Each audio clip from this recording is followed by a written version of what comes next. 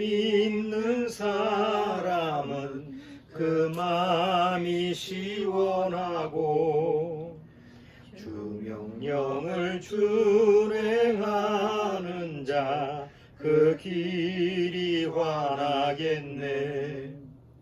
영광 영광의 주, 영광 영광의 주, 밝은 그 빛 내게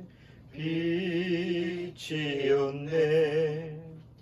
영광 영광의 주, 영광 영광의 주, 이 세상의 빛은 오직 주 예수라.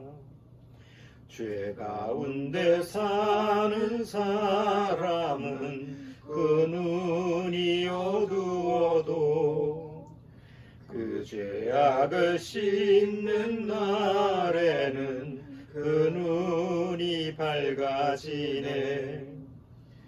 영광 영광의 주, 영광 영광의 주, 밝은 그 빛 내게 빛이었네. 영광 영광의 주, 영광 영광의 주, 이 세상의 빛은 오직 주 예수라. 자, 우리 잠깐 기도드리고 오늘 예배 시작하도록 하겠습니다. 하나님 아버지 감사합니다.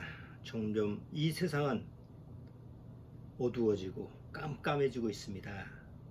그나마 주님의 빛으로 말미암아, 복음으로 말미암아 이 세상이 그 빛으로 말미암아 인도를 받는 그런 시간이 있었음에도 이제 마지막 때가 돼서 그 주님의 말씀의 빛이 서서히 이제 빛을 거두는 그런 시기가 되는 줄 압니다. 주님의 빛이 거두어지는 순간 이 세상은 하나님의 마지막 심판을 받을 수밖에 없는 줄 압니다. 그 이유는 바로 주님의 빛을 거절하고 모욕하고 조롱하고 거절하기 때문입니다. 지금 우리가 사는 이 시대에는 정말 이 세상에 사악한 자들이 판치고 온 세상에 악한 자들이 가득하며 하나님을 대적하며 하나님을 모욕하는 그런 시대로 몰려가고 있습니다. 이러한 때 참으로 구원받은 거듭난 심령은 그래도 내가 받은 구원의 그 빛을 붙잡고 소망을 하늘에 두고 하루하루 주님과 동행하며 살아가는 줄 압니다. 오늘도 주님의 말씀을 통해서 이 마지막 때 우리의 삶이 어떠해야 되는지 다시 한번 말씀을 통해서 점검할 수 있도록 주님께서 인도하여 주옵소서. 예수님의 이름으로 기도드리옵나이다. 아멘. 자, 오늘 본문 시편 12편을 같이 한번 보도록 하겠습니다. 시편 12편.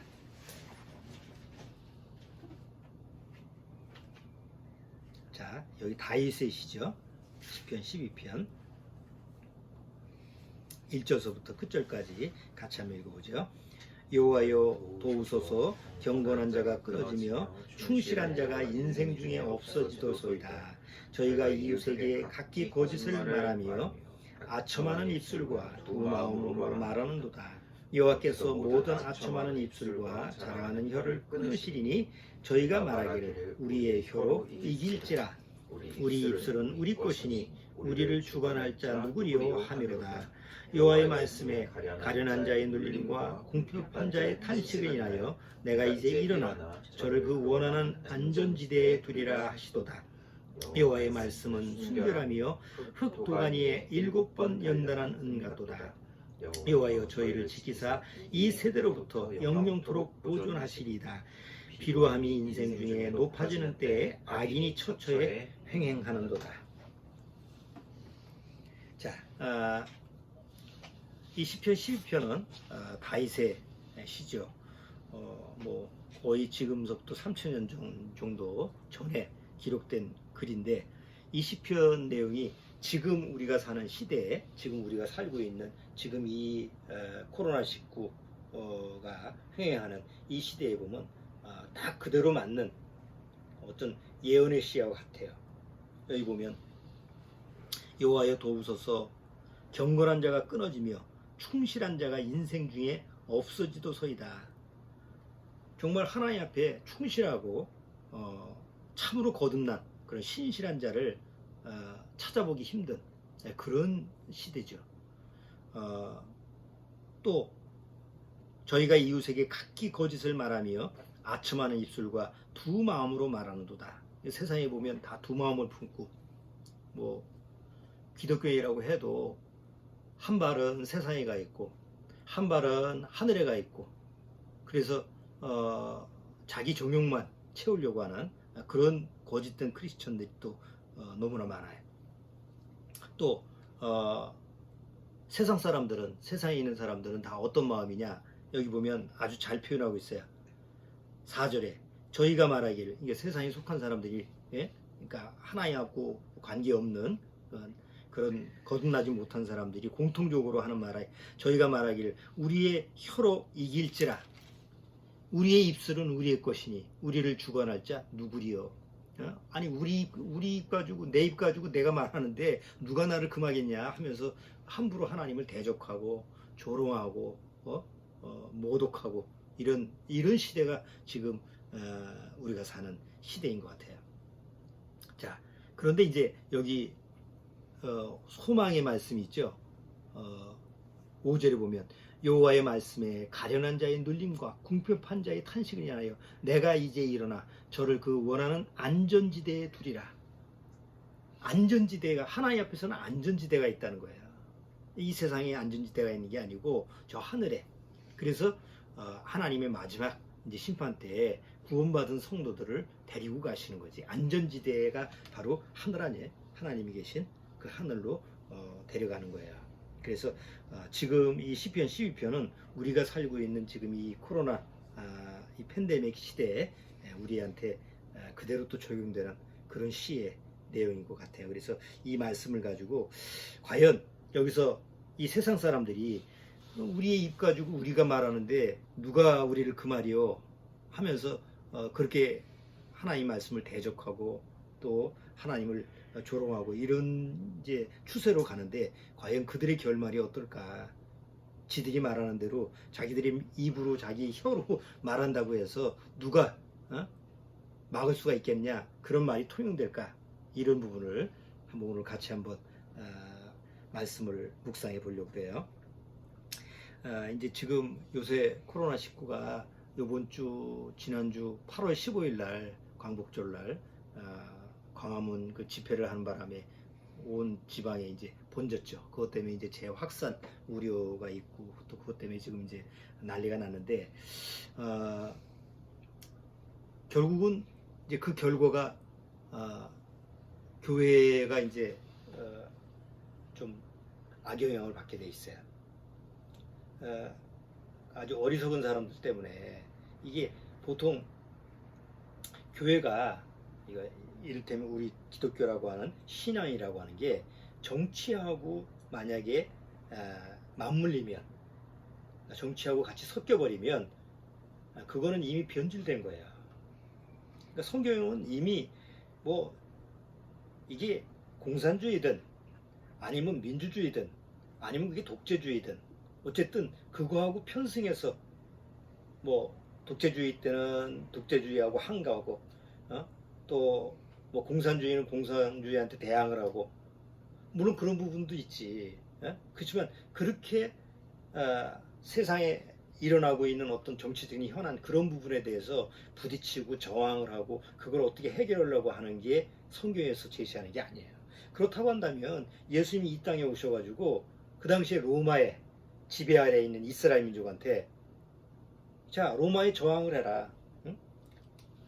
로마가 우리를 지금 구속하고 우리를 핍박하고 있는데 우리 함께 합쳐가지고 로마를 물리치자. 우리는 여기서 해방받아야 된다. 이런 식의 논리가 형성이 돼야 돼. 근데 예수님은 로마의 지배 아래에 있어서 그때 예수님이 오셨을 때 뭐라 그래요? 가장 좋은 예로 로마한테 세금을 내야 됩니까? 안 내야 됩니까? 그러니까 그 가서 동전 하나 가져오라 그래서 물고기에서 동전 하나 가져오니까 여기서 거기 동전에 걸려 있는 게 뭐예요? 가이사니까 가이사의 것은 가이사가 황제 아니 로마의 가이사의 것은 가이사한테 내고 하나님 것은 하나님한테 내라고 그러잖아요. 정확히 구분하는 거예요. 신화하고 정치라고 하는 것은 정확히 선이 구분되어 있어요. 이게 교차하는 점이 없어. 혹시 공산주의가 돼서 핍박을 받고 뭐 고통 속에 있을 수 있지. 예?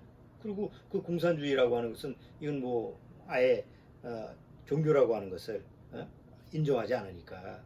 그러니까 그렇게 핍박을 받는다고 해도 그 핍박 속에서 하나님을 믿고 하나님의 신앙을 고수하는 거지. 그거 뭐 그걸 대적해가지고 공산주의를 뭐 뒤바뀌어 놓을 수가 있는 게 아니잖아요. 성경의 역사가 그렇잖아요. 그러니까 정치하고 신앙하고 이것이 뒤섞여 버리면 자신도 모르는 사이에 이게 변질이 되고 정작 하나님의 복음을 전하는 부분에 대해서는 이제 변질되기 쉽다는 거지. 예. 지난번 광화문 집회에서도 사람들이 나가가지고 뭐 난리를 치고 그러는데 그게 복음을 전하는 게 아니잖아요.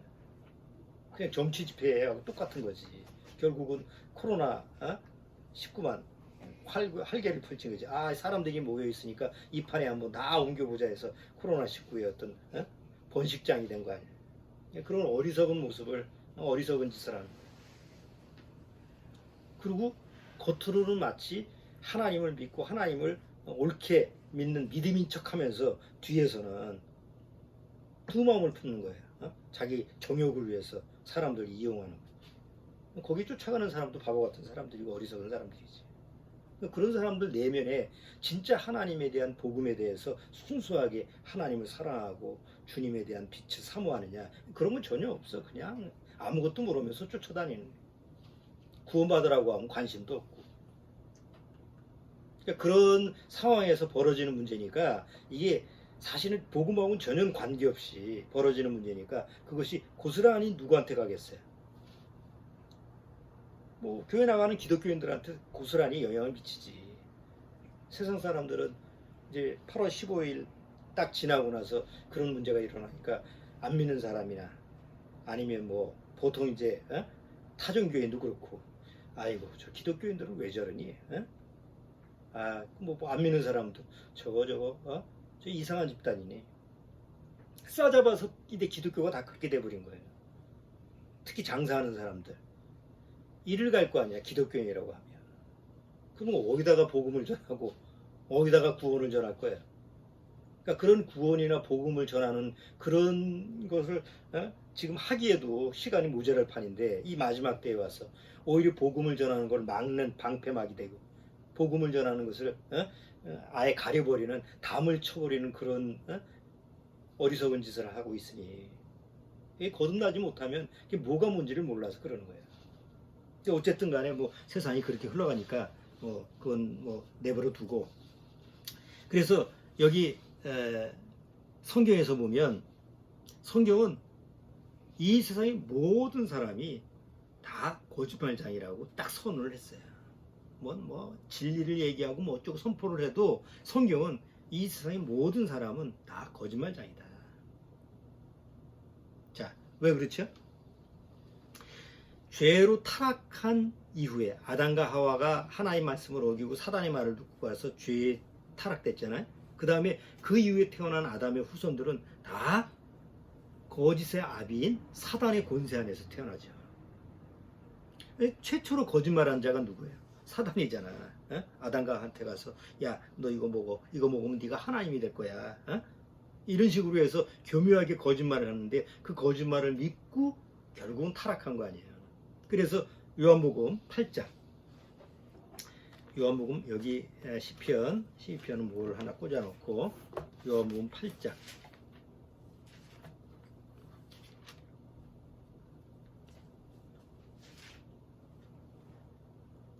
44절. 요한복음 8장 44절. 너희는 너희 아비 마귀에게서 났으니 너희 아비의 욕심을 너희도 행하고자 하느니라. 저는 처음부터 살인한 자요 진리가 그 속에 없으므로 진리에 서지 못하고 거짓을 말할 때마다 저것으로 제 것으로 말하나니 이는 저가 거짓말장이요 거짓의 아비가 되었음이라. 그러니까 거짓말장이의 원조가 누구냐면 사단이에요. 그리고 사단의 그 소나기에서 사단의 그 종로로 타는 그 모든 인간들은 다 거짓말장이라는 거예요. 입만 벌리면 거짓말이 나오는 거예요. 또 여기 한번 보세요. 시편 58편.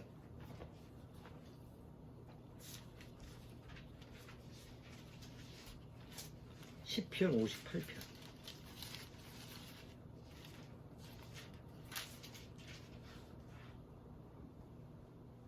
시편 58편 3절. 시편 58편 3절.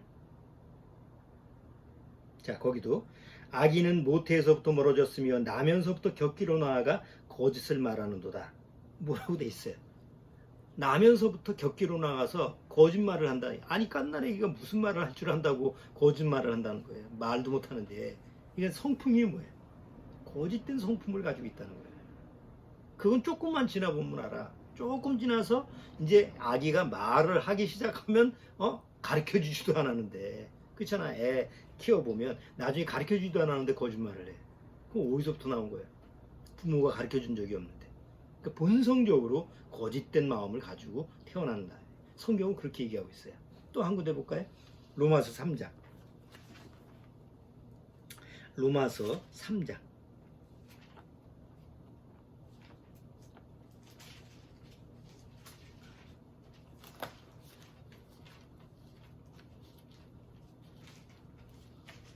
로마서 3장 44절.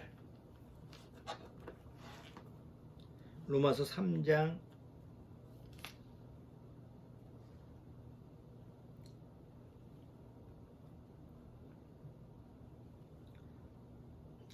44절이 없지. 14절.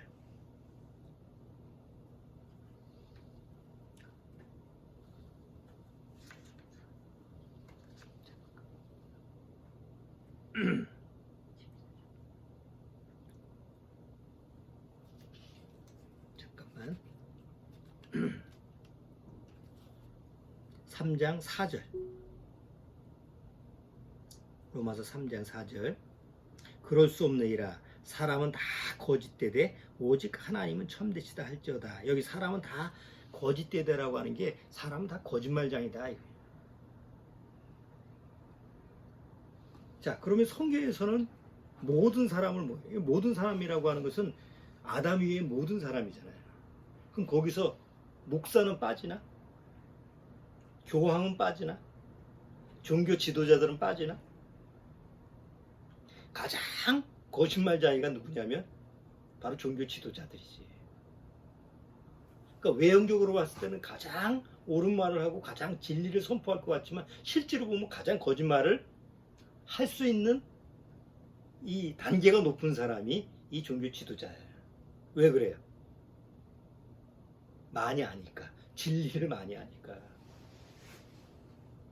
뭘 모르면 자기가 거짓말을 하는지 잘 몰라. 그러면 거짓말도 머리가 뛰어나야지 거짓말을 하는 거지. 그렇잖아요? 내가 거짓말을 한다라고 하는 건 뭐예요? 들통이 안 나야 되잖아. 그러면 적어도 남한테 거짓말을 하려면 매수를 보고 거짓말을 해야지. 속여 먹는다고. 그걸 잘하는 사람이 사기꾼 아니야. 근데 거짓말을 못하면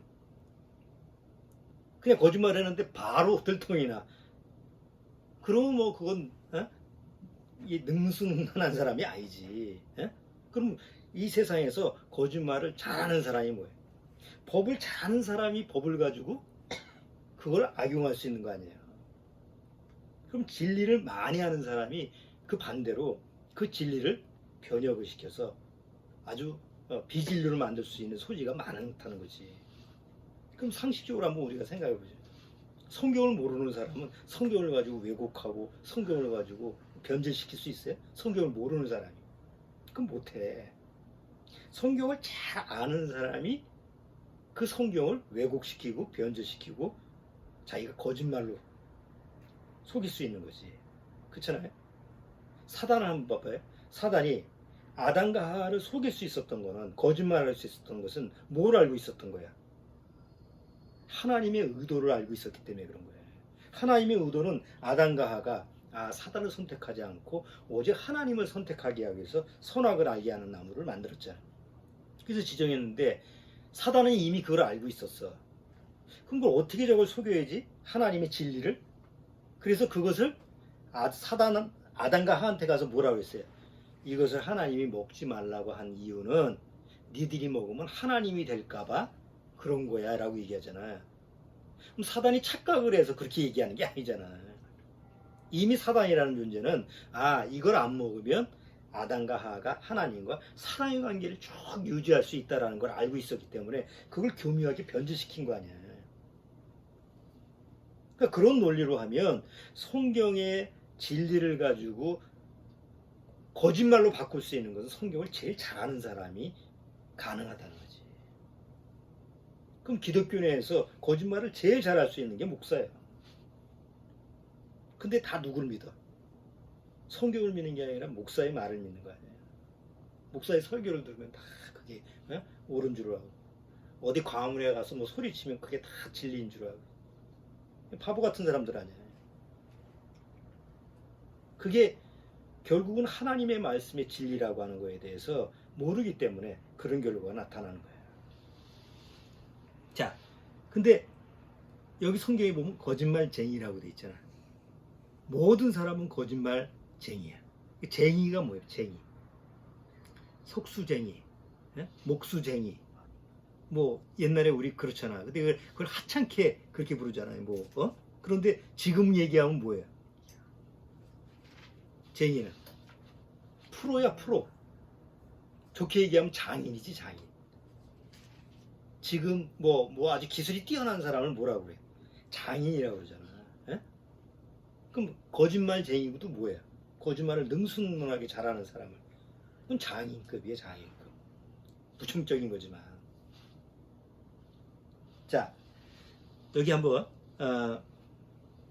우리가 성경을 통해서 아담 이후에 죄로 타락된 다음에 그 죄인들은 태어날 때서부터 거짓말을 하기 시작해서 죽을 때까지 거짓말만 하고 살아가. 자기가 거짓말을 하는지도 모르고 그렇게 살아가요. 그리고 여기 시편 12편처럼 항상 마음은 어떤 마음? 내가 내 혀로, 내 입으로 얘기하는데 누가 막으리요? 내가 내 입 가지고 얘기하는데 누가 말해? 날 제어할 사이 없어. 이렇게 해서 떠드는 사람들이 인류 역사에 지금까지 내려왔어요. 그러다가 그 입이 하나님의 심판으로 말미암아 다 끝나버리는 게 이게 인간의 역사지. 예를 들어서 가장 좋은 예가 노아의 홍수 때. 노아가 하나님 말씀을 듣고 나서 100년 동안 방주를 져요, 산에서. 그리고 나서 100년 동안 방주를 지면서 그걸 구경하러 오는 사람들한테 계속 뭐라고 선포를 해요. 하나님이 이제 물로 심판합니다. 물로 이 세상을 심판할 겁니다. 여러분, 구원의 길이 예비가 돼 있어서 내가 이 방주를 만들기 때문에, 이 배를 만들기 때문에 이 배를 타면 여러분이 살 수 있다고. 저것들은 타지 못하게 해야지. 이렇게 노아가 설교하지 않았을 거예요. 이거 왜 만듭니까? 하나님이 이 세상을 물로 심판할 때 하나님이 이 배를 타는 사람은 구원할 거기 때문에 이 배만 타면 구원받을 수 있습니다. 여러분들도 이 배를 타야 됩니다. 이렇게 설교를 했지. 당신들은 못합니다. 우리만 탑니다. 이렇게 하지는 않았을 거예요. 그 당시에 축구 경기장만한 배를 왜 만들어? 노아 8식구만 된다고 한다면, 물론 동물들을 태운다고 해도. 근데 결국 대다수 많은 사람들이 다 뭐라고 그랬어요? 자기 입을 가지고 노아를 조롱을 하고, 야, 이거 농담하지 마라. 그런 말이 어딨어? 여태까지 비가 내려서 홍수가 내린 적이 없는데. 좀 미친놈 아니야? 저 산에다가 뭘 배를 만들어? 산에서 어떻게 배를 띄운다고? 그러니까 그런 조롱, 희롱, 모욕, 결국 나중에 하나님까지 대적하고. 근데 결국 그들 당시에는 시편 12편처럼 뭐래요? 야, 우리 혀를 가지고 우리 입 가지고 우리가 그렇게 선포를 하는데 누가 우리를 제어할 수 있어요? 있으려 이렇게 자만심을 가지고 했는데 결국 나중에 때가 돼서 노아의 홍수 때 다 잠겨버렸어요. 입만 물에 동동 떴나? 하나님을 조롱하고 모욕했던 그 주둥이들은 다 어디 빠졌어요? 다 물속에 잠겨버렸어요. 소돔과 고모라가 멸망했을 때 하나님이 아브라함한테 천사를 보내서 소돔과 고모라에 갔잖아. 롯을 만나고 그리고 이 성은 멸망하니까 너 나와라. 그래서 동네 사람들 가서 다 얘기를 해. 사위들한테도 얘기해. 다 뭐라고 그랬어요? 농담으로 얘기했더라고 하잖아. 좋게 얘기했겠어? 좋게 농담으로 아이고 허튼 말 하지 마세요 이렇게 얘기하겠어? 저 미친놈 어쩌고 저쩌고 해서 그 주변 사람들 그렇겠지. 그런데 소돔과 그들이 천사가 롯의 가족들을 데리고 왔을 두 딸하고 4명을 데리고 나온 다음에 하늘에서 불이 내려와가지고 멸망했을 때 그 하나님을 조롱하고 천사들의 말을 그 대적했던 그 사람들이 입은 다 뭘로? 하나님의 심판의 불로 다 죽은 거 아니에요. 이 마지막 때 하나님은 불의 심판을 한다고 그랬어요. 여전히 사람들이 입은 자기 혀를 가지고 하나님을 대적해. 그때나 지금이나 변함이 없어. 인간의 혀는, 죄인들의 혀는. 여전히 죄인들의 입은 이거 내 입 가지고 내가 얘기하는 누가 뭐라고 그래. 그래서 하나님을 대적하고 복음을 거절하고 예수님을 거절해. 야, 그런 게 어딨어. 휴거라는 게 어딨어. 야, 1992년 몰라? 12월 달에 그 망신 당해놓고 나서 또 휴거를 얘기해. 그러니까 그런 식으로 하나님의 말씀을, 하나님의 진리를 자기 입으로 대적하는 그 사람들의 입이 영원하지가 않는다는 거지. 전례가 있잖아. 물의 심판 때 그들의 입이 물에 멸망한 것처럼 이제 불의 심판 때는 그들의 입이 하나님의 불로 이제 멸망당하는 것이 그건 성경을 통해서 아주 명확한 사실이에요. 믿거나 말거나 하지만. 자, 이스라엘 민족, 하나님 믿는 이스라엘 민족 마찬가지였어. 하나님이 10가지의 기적을 가지고 애굽에서 건져냈잖아요. 홍해를 건넜잖아. 물이 갈라지는 것도 경험했잖아. 그런데 광야에 나와서 뭐라고 그래? 하나님께서 우리한테 식탁을 베푸시랴? 먹을 걸 주시랴? 그런 유대인들이 결국은 어떻게 됐어요? 그렇게 하나님을 자기 입을 가지고 하나님을 조롱하고 하나님을 모욕했던 그런 대적했던 자들의 입이 다 광야에서 죽지 않았냐고. 광야 40년 동안에. 그러니까 성경을 보면 인간의 입이 자기가 마치 자기가 하나님처럼 그렇게 자기 입을 가지고 말하고 씨부리고 뭐라고 오만지게 얘기를 해도 그것이 자기 인생에서 몇 년이라고. 자기 입 놀리는 게 몇 년이에요. 고작 100년 안쪽에서 자기 입 놀리다가 결국은 하나님의 심판에서 사그러져 없어져 버리는 거 아니에요. 없어지면 그만이지. 그 입을 가지고 어디로 가요? 하나님의 심판대 앞에 가는 거예요. 그러면 하나님의 심판대 앞에 가서도 그 입을 놀릴 수 있을까? 자, 한번 우리가 세상에서 한번 생각해 봐요. 어떤 범죄인이 있어. 살인을 저질렀어. 그런데 잡혔어. 난 순순히 난 살인했어요 라는 사람이 있어요, 없어요? 없어. 끝까지 부인을 하지. 증거 대봐라. 증거물을 가져와라. 뻔뻔스럽게 아주 자기 죄를 가리고, 어쨌든 드라마에 보면 맨날 그렇잖아. 자기 죄를 가지고 은닉하고 그걸 가리기 위해서 또 범죄를 저지르고. 그게 드라마에 나오는 소재거리 아니? 그럼 봐봐. 끝까지 자기 죄의 증거가 나오기 전까지는 아주 뻔뻔스럽게 자기 죄에 대해서 부인을 해. 부정을 해. 그런데 증거를 찾았어, 경찰이. 확실한 증거를 찾았어. 그래서 재판장 앞에 섰을 때 그 증거가 없을, 자기 죄가 드러나기 전까지는 그냥 자기 입을 가지고 뭐야? 나는 억울하다, 나는 모함을 받았다, 나는 절대 그런 적이 없다, 막 오만 가지 얘기를 하다가 증거를 딱 제시해서 네가 범인이다라는 확실한 증거를 제시하면 그 다음에 뭘 닫어? 입을 딱 닫어. 더 이상 할 말이 없으니까 그 입을 닫어. 그리고 이제 감옥에 가잖아. 그럼 감옥에 가면 입을 닫어? 자기 죄에 대한 자랑을 하잖아. 나는 이렇게 해다. 이게 세상에서 죄를 다루는 거예요. 아무리 세상에서 법을 가지고 죄를 다스려도 그 사람은 자기 죄에 대해서 돌이키질 않아요. 그런데 하나님 앞에서도 그럴 수 있을까? 어느 날 우리가 누구든지 죽으면 하나님의 죄에 대한 심판대 앞에 가죠. 그러면 하나님 앞에서 내 죄에 대해서 막 나는 그런 적 없습니다. 뭐 항거를 하고 나 죄에 대해서 뭐 부정을 하고 그럴 수 있을까? 아니, 성경에서는 하나님 앞에 가면 누구든지 물은대소하고 입을 다물게 돼 있어요. 왜? 자기 죄에 대한 증거책이, 자기 죄에 대해서 내 죄가 어릴 때서 태어나서부터 죽을 때까지 그 죄에 대한 근거가 그대로 드러나기 때문에 그게 하나님 앞에 하나님의 심판대 앞이에요. 거기서는 뭐 자기 죄를 자랑할 수도 없잖아요.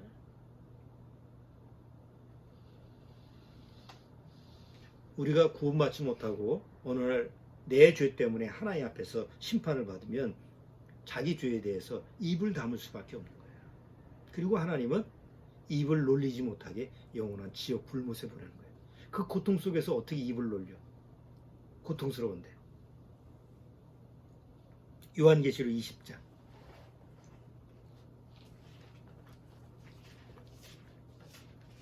요한계시록 20장.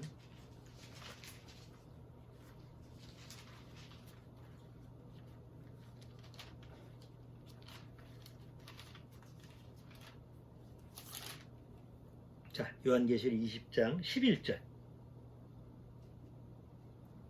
또 내가 크고 흰 보좌와 그 위에 앉으신 자를 보니 땅과 하늘이 그 앞에서 피하여 간데 없더라. 또 내가 보니 죽은 자들이 물론대소하고 그 보좌 앞에 섰는데 책들이 펴있고 또 다른 책이 펴졌으니 곧 생명책이라. 자, 그 다음 뭐라고 됐어요?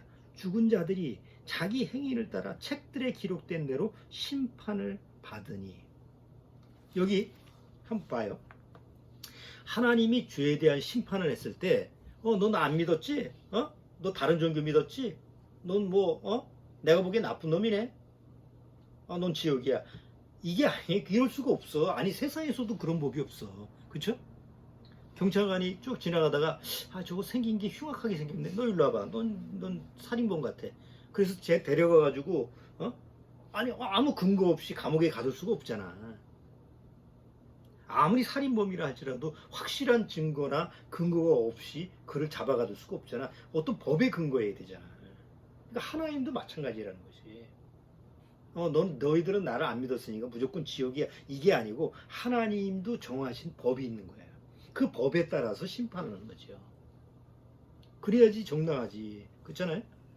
자, 하나님의 법. 세상에서는 뭐 우리가 재판장이 살인범이 왔어. 그러면 너는 이렇게 해서 범죄를 저질렀으니까 너는 지옥 감옥에 들어가.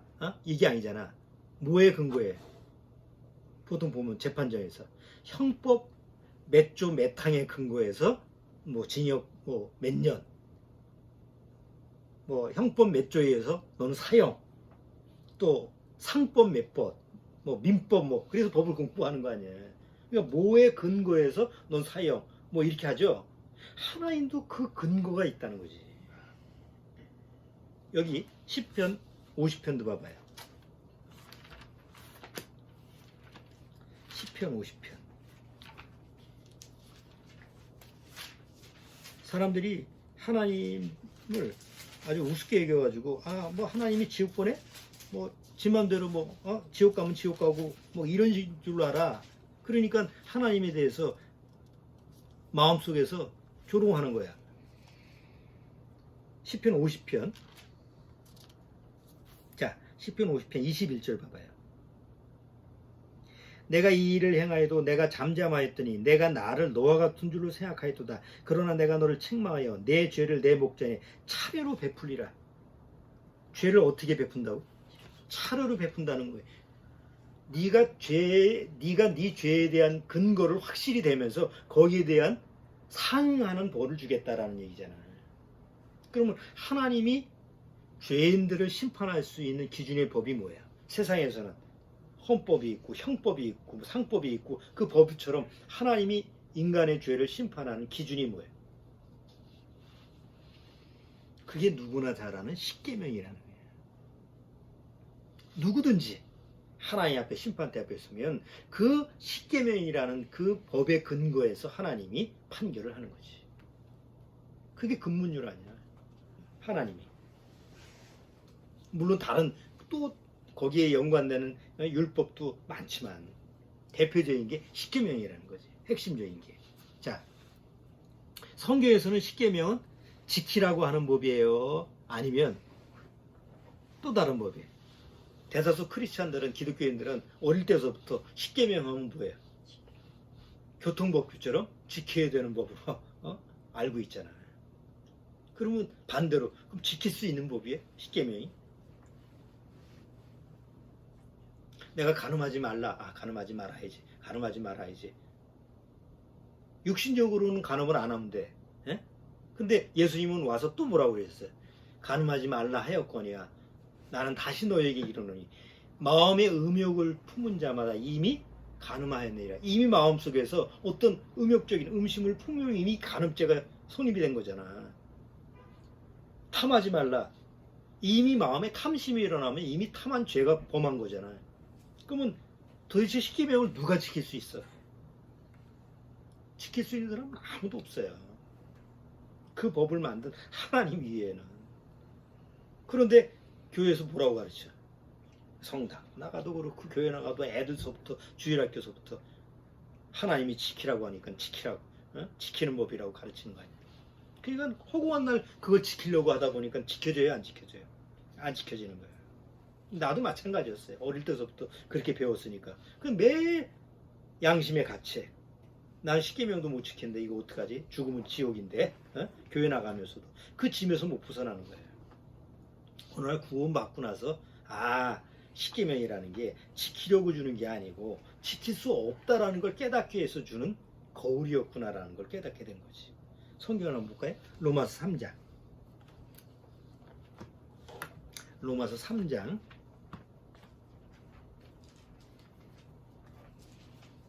로마서 3장 19절.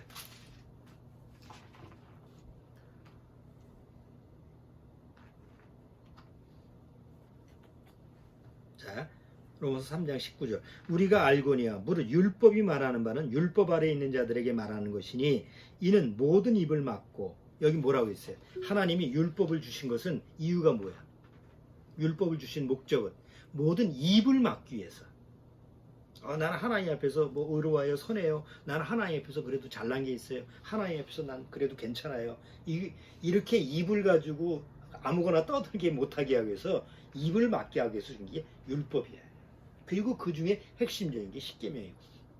그럼 누구든지 십계명 앞에 와서 뭘 다물어야 돼? 예? 입을 다물어야 되잖아. 근데 대다수 크리스찬들은 교회 나가서 십계명 앞에서 입을 다무는 게 아니라 나는 몇 개 지켰네, 나는 뭐 몇 개를 지키려고 노력은 하네, 애쓰네, 뭐 나는 뭐 십계명에 대해서 그래도 다른 사람보다는 뭐 많이 지키네 하고 입을 떠들잖아. 그 잘못된 거 아니야 지금. 잘못 배운 거지. 입을 다물어야 되는데 오히려 입을 열게 만드는 그런 교육을 받은 거예요. 그러나 하나님은 성경을 통해서 누구든지 하나님의 율법 앞에 십계명 앞에 오면 다 입을 다물게끔 돼 있어. 왜? 지킬 수 있는 자가 아무도 없으니까. 그럼 입을 다물면 내가 할 말이 없잖아. 왜? 나는 100% 죄인이니까. 그럴 때 누구를 바라보는 거야? 입을 다물고 하나님이 보내신 예수 그리스도를 바라보게끔 돼 있는 거예요. 그러니까 누구든지 십계명을 통해서 자기가 100% 죽은 자고, 죄로 죽은 자고 100% 하나님 앞에 죄인임을 시인하게 되면 나를 여기서 구원할 자가 누구지?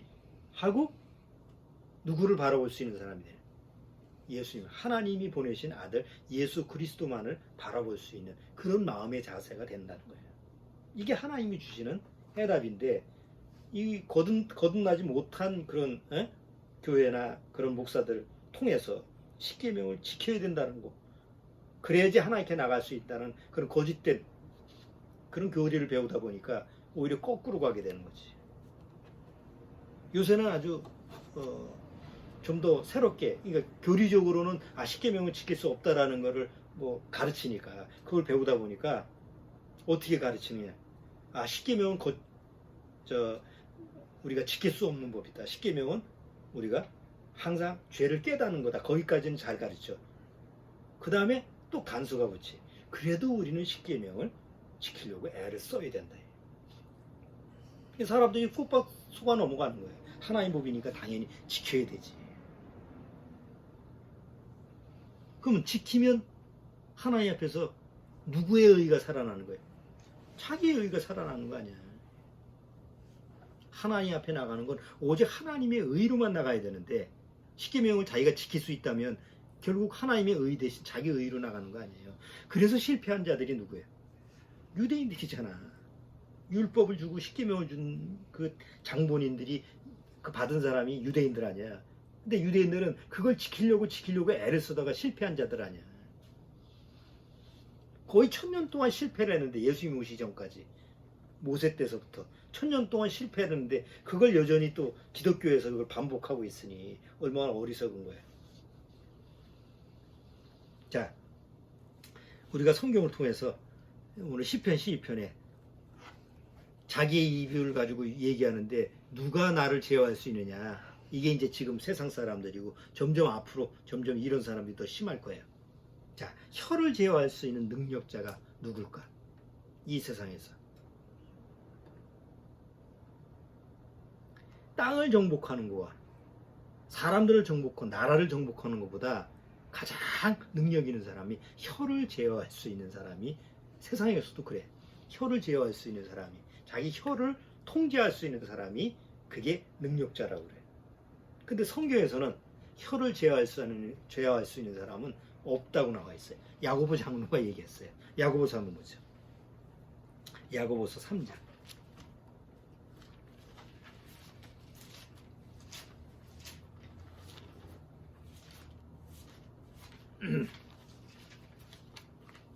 자, 야고보서 3장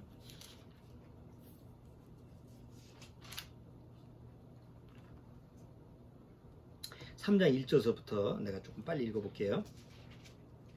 내 형제들아, 너희는 선생되는 우리가 다 더 큰 심판을 받을 줄을 알고 많이 선생이 되지 말라. 우리가 다 실수가 많으니 만일 말에 실수가 없는 자면 곧 온전한 사람이라. 말에 실수가 없을 수가 없다는 거지. 그렇잖아, 우리가. 자, 능히 온몸도 굴레 씌우리라. 우리가 말을 순종케 하려고 그 입에 재갈 먹여 온몸을 어겁게 하며 또 배를 보라. 그렇게 크고 광풍에 밀려가는 것들을 지극히 작은 키로 사공의 뜻대로 운전하나니 이와 같이 혀도 작은 지체로 돼 큰 것을 자랑하도다. 보라, 어떻게 작은 불이 어떻게 많은 나무를 태우는가. 혀는 곧 불이요 불의의 세계라. 혀는 우리의 지체 중에서 온몸을 더럽히고 생의 바퀴를 불사르나니 그 사르는 것이 지옥불에서 나느니라. 여러 종류의 짐승과 새며 벌레와 해물은 다 길들므로 사람에게 길들었거니와 혀는 능히 길들일 사람이 없나니 쉬지 아니하는 악이요 죽이는 독이 가득한 것이라. 이것으로 우리가 주 아버지를 찬송하고 또 이것으로 하나님의 형상대로 지음을 받은 사람을 저주하나니 한 입으로 찬송과 저주가 나는도다. 내 형제들아, 이것이 마땅치 아니하니라. 샘이 한 구멍으로 어찌 단물과 쓴물을 내겠느냐. 내 형제들아, 어찌 무화과 나무가 감람 열매를 포도나무가 무화과를 맺겠느냐. 이와 같이 짠물이 단물을 내지 못하느니라. 여기서 세상에서 자기 혀를 제어하고 통제할 수 있는 사람이 없다. 그런데 유일하게 한 분 있었어. 바로 예수님이에요. 이 세상은 우리하고 똑같은 육체를 가지고 오신 분이잖아. 우리처럼 똑같이 혀를 가지고 오신 분이잖아. 그런데 이 세상에 오셔서 말에 대한 실수가 없는 유일한 분이 예수님 자신이에요. 사도 바울도 그렇고 베드로도 그렇고 사도들도 말에 실수가 있잖아요. 그런데 유일하신 하나님의 아들 예수 그리스도만이 말에 실수가 없고 혀를 스스로 통제할 수 있는, 그런 제어할 수 있는 유일한 분이 그게 하나님 자신이에요. 자, 근데 어느 날 구원받으면 예수 그리스도의 영으로 말미암아 구원받은 성도들은 혀를 제어할 수 있는 능력이 있는 거예요. 그래서 함부로 성령을 모독하고 함부로 진리를 왜곡시키지 않고 자기 마음대로 하나님의 진리를 거짓말로 바꿀 수가 없는 거예요. 거듭나지 못하면 아무리 자기가 진리를 고수한다고 해도 그 안에 혀를 제어할 수 있는 능력이 없기 때문에 자기도 모르게 그 광장에 가서 떠들고 그게 마치 진리인 것처럼 선포를 하고 다른 사람을 속여먹는 거예요. 강단에 가서 자기는 진리를 선포한다고 하죠. 수많은 목사들이 그럴 거 아니에요. 그러면서도 자기도 모르는 거짓말로 성경을 비진리로 만드는 거예요. 자기만 지옥 가는 게 아니고 천국문에 앞에서 천국문을 닫고 자기도 못 들어가고 다른 사람도 못 들어가게 하는 그런 결과를 초래하는 거죠. 근데 어느 날 거듭나면 그 거듭난 영이 그 하나님의 말씀을 통해서 하나님의 진리를 그대로 선포하게 해요. 말에 실수가 없는 건 아니야. 여전히 육신의 혀가 있기 때문에 말에 실수가 있지만 그 안에 성령님이 있기 때문에 통제할 수 있는 하나님의 말씀으로 통제할 수 있는 능력이 있는 거지. 그래서 하나님의 진리를 고수할 수 있는 거예요. 자, 우리가 이 마지막 때 뭐 이제 점점 앞으로 점점 더 그럴 거예요. 사람들은 자기 입을 가지고 누가 내 입을 제어할 수 있어요? 누가 내 입을 가지고 통제하냐? 내 입 가지고 내가 얘기하는데 하면서 점점 자기 주장을 얘기하고 거짓이 마치 진리인 것처럼 이렇게 얘기하는 사람들이 점점 많이 나올 거야. 앞으로 더 많이 나올 거야. 그럴 때 그 말에 휩쓸려 가지 말아야지. 이제 교회를 못 나가니까 너도 나도 다 온라인으로 이제 방송으로 해. 영상으로. 이건 교회 안 나가고 자기가 선택권이 있잖아. 내가 듣고 싶은 거 들으면 되는 거 아니야. 그러면 내가 골라서 들으면 되겠지? 이렇게 생각을 해요. 사람들이. 그렇잖아. 내가 선택권이 있으니까 뭐 어느 교회 목사든 뭐 진리를 선포하면 내가 그 설교 듣고 나서 내가 선택을 해가지고 들으면 되겠네. 그러나 하나님의 말씀이라고 하는 것은 먼저 내 안에 진리의 말씀, 진리의 영이 있어야지 분간이 되는 거지. 만약에 거듭나지 못하면 선택권이 없어요, 나한테. 그냥 들으면 꽂히면 걸로 쏠려가는 거야. 괜히 이단으로 가는 게 아니야. 내 마음에 저게 옳은 것 같아? 그럼 그쪽으로 쏠려가는 거야. 그럼 더 위험한 거죠.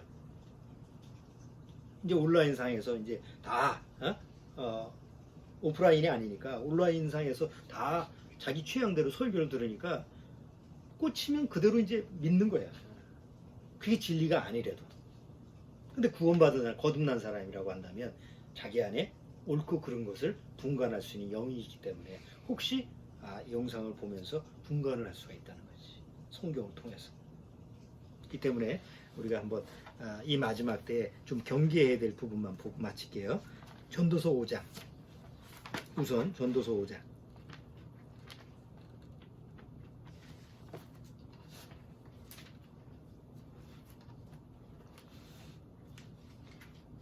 자, 전도서 5장 2절.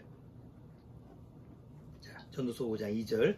너는 하나님 앞에서 함부로 입을 열지 말며 급한 마음으로 말을 내지 말라. 하나님은 하늘에 계시고 너는 땅에 있음이니라. 그러즉 마땅히 말을 적게 할 것이라. 하나님 앞에서 어떤 것이 옳은 자세, 지혜로운 자세야. 함부로 입을 열지 말라. 오직 하나님의 진리의 말씀 외에는 마치 자기가 생각하는 게 진리인 것처럼 그렇게 착각하고 떠벌리지 말라는 거지. 또 하나 잠언서 30장. 잠언서 30장 5절. 자, 잠언서 30장 5절서부터 9절까지는 같이 읽어보죠. 하나님의 말씀은 다 순전하며 하나님은 그를 의지하는 자의 방패시니라. 너는 그 말씀에 더하지 말라. 그가 너를 책망하시겠고 너는 거짓말하는 자가 될까 두려우니라. 내가 두 가지 일을 주께 구하였사오니 나의 죽기 전에 주시옵소서. 곧 허탄과 거짓말을 내게서 멀리 하옵시며 나로 가난하게도 마옵시고 부하게도 마옵시고 오직 필요한 양식으로 내게 먹이시옵소서. 혹 내가 배불러서 하나님을 모른다 여호와가 누구냐 할까 하며 혹 내가 가난하여 도둑질하고 내 하나님의 이름을 욕되게 할까 두려워함이니이다. 여기 하나님 말씀은 다 순전하며 하나님은 그를 의지하는 자의 방패시니라. 너는 그 말씀에 뭐에 더하지 말라. 우리가 예수님의 말씀을 듣고 그 진리를 들은 이후에 그 복음의 진리에 더하지 말라는 거예요. 그러니까 성경 66권 외에 더하면 안 돼. 우리가 믿은 바 그 말씀을 통해서 그대로 믿고 그 말씀을 그대로 순종하고 따라가면 되는 거예요. 뭐 말을 덧붙일 필요가 없잖아. 하나님이 성경을 통해서 말씀을 하는데 거기다가 우리가 덧붙여서 더할 말이 없지. 그냥 하나님 말씀을 우리가 순종하면서 들으면서 그 말씀에 따라 하루하루 주님과 동행하면서 살아가는 것이 이 마지막 때의 가장 지혜로운 삶의 모습이에요. 자, 기도하고 마치겠습니다. 주님, 이 마지막 때 이 세상은 시편 12편의 그 말씀처럼 두 마음을 품고 하나님의 진리를 왜곡시키고 거짓말을 하면서 사람들을 속이는 그런 사악한 자들로 점점 가득 차고 있습니다.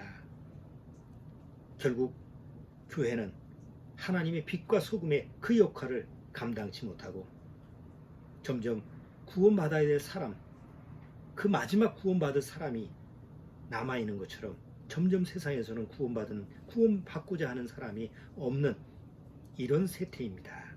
이 마지막 때 우리가 항상 하나님의 진리의 말씀을 귀히 여기며 그 말씀에 더하지 말고 오직 주님께 받은 그 말씀을 믿고 순종하는 그런 삶으로 주님이 부르실 때까지 살아갈 수 있도록 주님께서 인도하여 주옵소서. 이 영상을 함께하는 우리 믿음의 가정 식구들, 정말 거듭난 그런 우리 성도 심령 주님께서 기억하사 늘 하나님의 말씀을 읽고 묵상하고 주님을 사모하면서 신부의 모습으로 살아가도록 주님께서 이끌어 주옵소서. 예수님의 이름으로 기도드리옵나이다. 아멘.